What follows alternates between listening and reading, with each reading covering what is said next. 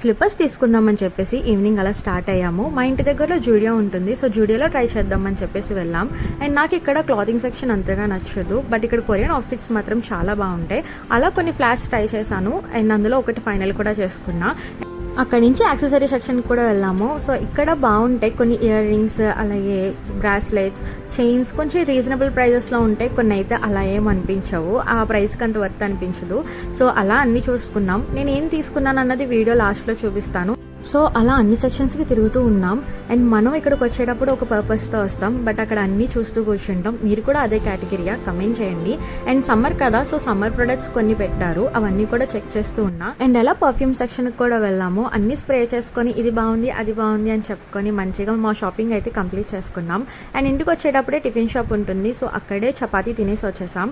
And నేను జూడియోలో ఏం తీసుకున్నానో చూపించేస్తాను, చూసేయండి. వెట్ వైప్స్ ఒకటి, చైన్ ఒకటి, మినీ పర్ఫ్యూమ్ ఒకటి, అలాగే కూలింగ్ వెట్ వైప్స్ ఒకటి, అండ్ ప్రైమర్ ఒకటి. నేను తీసుకున్న స్లిప్పర్స్ ఎలా అనిపించే కింద కమెంట్ చేయండి. Cute ear rings, face sheets కొన్ని తీసుకున్నాను, ఒక వాచ్ తీసుకున్నా, అండ్ కాజల్ ఒకటి తీసుకున్నా. ఎలా అనిపించింది నా షాపింగ్ కింద కమెంట్ చేయండి. నచ్చితే లైక్ చేయండి. బాయ్.